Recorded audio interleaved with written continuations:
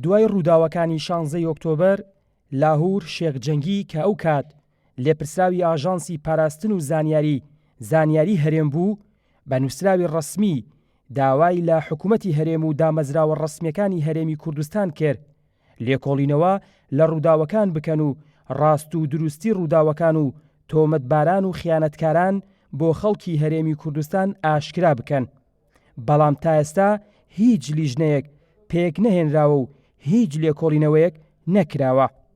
لەو نامەیەدا کە ئەو کات لاهور شێخ جەنگی ئاڕاستەی حکوومەتی کردبوو نیگەرانی خۆی دەربڕی بوو لەوەی کە بۆچی کەم تەرخەمی دەکرێ و لیژنەی دەرخستنی ڕاستیەکان لەبارەی 16 ئۆکتۆبەرەوە دەست بەکارەکانی ناکات.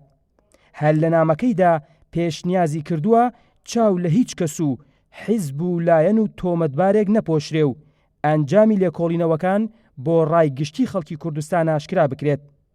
ئەم نامەی لاهور شێخ جەنگی گرنگیەکەی ئەوەیە کە هیچ پاساوێک نایەڵێتەوە بۆ ئەو لایەنانەی کە بێ بەڵگە تۆمەت دەبەخشنەوە و مزایدە دەکەن بۆ شێواندنی ڕاستی ڕووداوەکان تاوەکو تیشک لەسەر ئەو گروپە لابن کە هەستان بە ئەنجامدانی ڕیفراندۆم و لە دەستدانی نیوەی خاکی کوردستان، چونکە ڕیفراندۆم و 16 ئۆکتۆبەر یەک پاکێجە و هیچ لۆژیکێک ناتوانێت جیان بکاتەوە لە یەکتر وەک هۆکار و ئەنجام.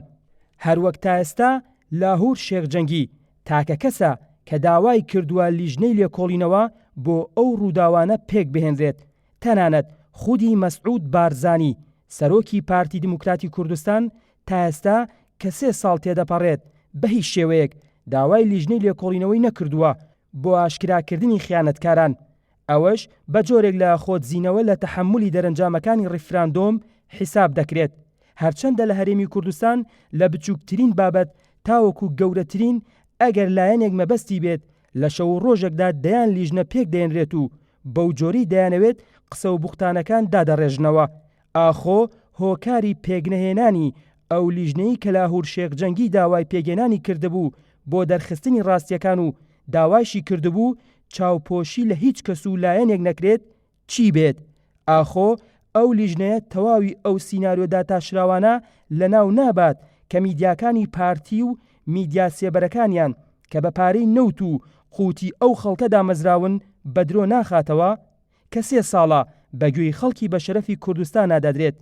بەڵام ئەوەی جێی دڵخۆشیە کە خەڵکی کوردستان لەوە هۆشیارتر و ڕاستیەکان باش دەزانن و سیناریۆ و درۆی شاخداری ئەم و ئەو بۆ شاردنەوەی ڕێککەوتنە ژێربەژێرەکانیان کاریگەریان نابێت لە سەریان.